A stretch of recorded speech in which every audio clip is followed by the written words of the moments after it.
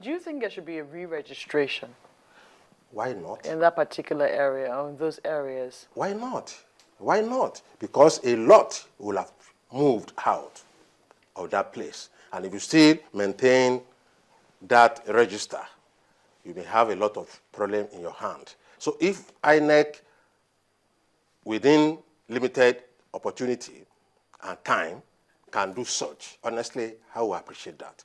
Because in Democracy Vanguard, what we continue to emphasize is that let all votes count. And when all votes will count, is that it's also giving equal opportunity for people, to come out and exercise their legitimate right. Well, you did hear INEC say before now, I mean, just before, about sometime last year, that they're not sure if they were able to conduct 2050 elections in the Northeast, considering the state of emergency that has been put there and also the state of security. And how many months later they come and say, well, we conducted the by-elections there. We just might be able to conduct elections in the Northeast generally, maybe specifically Yobe State. What do you really make of the news? I mean, moving from where INEC was to where they are right don't forget to, some opposition politicians initially raised the concern that maybe the ruling party will not want to conduct election in those states. Did you share that concern? I don't share it because I'm fundamentally concerned about people's lives and security. Mm-hmm. Nobody is only when you are comfortable that you can be thinking of thumbing for somebody. Do you think that this is, just to please the opposition? What I would advise is that let INEC, first of all, do a thorough research, not in the capital, in the rural communities. A research, even the society organizations should also do in harmony with INEC. Can that also go side by side with voter education? Why not? Because you need to, we are not talking theory now. This is practice. Go into those communities, do what we call opinion sampling. Let us know their fears, if there is. Let us know the solution to these fears. This is part of democracy. So that we will know that, look, this is our local government, we are not conducting, we are not going to vote for now. Then you reserve that. So we are learning. And we should not say that voters are like fools or drums that you just say, come and do it. No. In fact, the whole thing rests on the voters.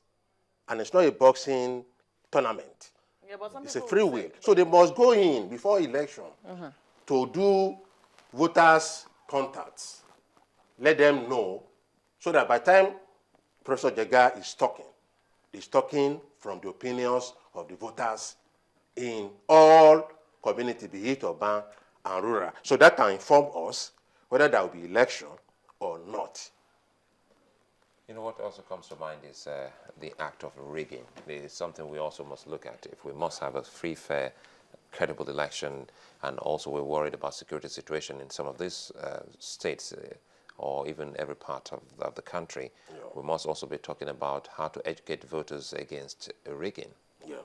Well, for now we are doing marvelous job, voter education in Ekiti State and Osun State. We have our volunteers and members moving around communities and whatever. These are two states going into the election. Exactly, because the election is so close. And we discovered one thing, that even the voters themselves, they want free and fair election. But they see politicians as the major stumbling block. We published a book, 30+1 Ways of Rigging. We got this from the voters. Over the years, that look, this is the way politicians do rig election. And we made it in both English and Yoruba. We'll be telling people, because when we go to feed. In the language of the people. Yes, when we go to feed, it's not to, because most of us have this arrogance, saying that we want to go and educate voters. No, it's both ways. You're also learning from voters, because many of us will not have voted before. So those who vote annually or regularly, they are experts. Whether they vote rightly or wrongly, it's for us now to be humble enough to learn from them. And that is what Democracy Vanguard is doing in those two states. And I will tell you that an average voter, particularly in Ekiti, is concerned with programs and manifestos, integrity of the candidates that are vying. And it's like we are filling a gap because the voters were just like that and the politicians are contesting among themselves. But the gap is filled because they are taking a look, okay, we want this, we want that. Will our vote count? This is your Democracy Vanguard. We receive call. Manifesto is a very key point there. Yeah. The people, are they getting it from the contestants, from the candidates or the aspirants? Are they getting the manifestos? Yeah, that's why we organized the media workshop. Because we cannot do it alone. Media had a wide range. The media workshop is also, because the ethics, the theme is ethics of non-partisan election coverage by the media. That look, you have to raise the ante.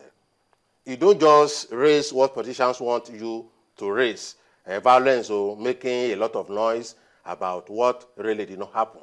Raise manifestos, raise concern of voters, and let there be an interface. And happily, a lot of media practitioners that were there saw the need to change gear from the conventional politician that want his personality to be the in thing, or to raise an argument that will demoralize the voters. Now, for the past 1 month, we've been doing media audit in these two states, and we are seeing some element of change, And we also told them, look, censorship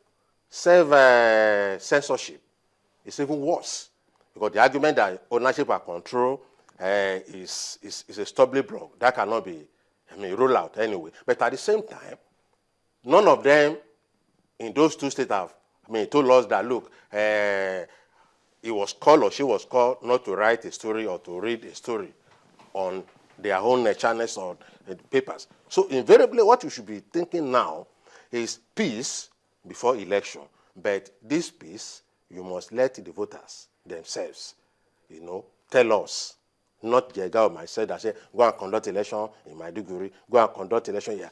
Do opinion poll and research and come out with scientific opinion on that. Thank you, Mr. Adeola Soetan of Democracy Vanguard today on the program. We'll be back after this. We'll now talk something else when we return. Join us again if you can.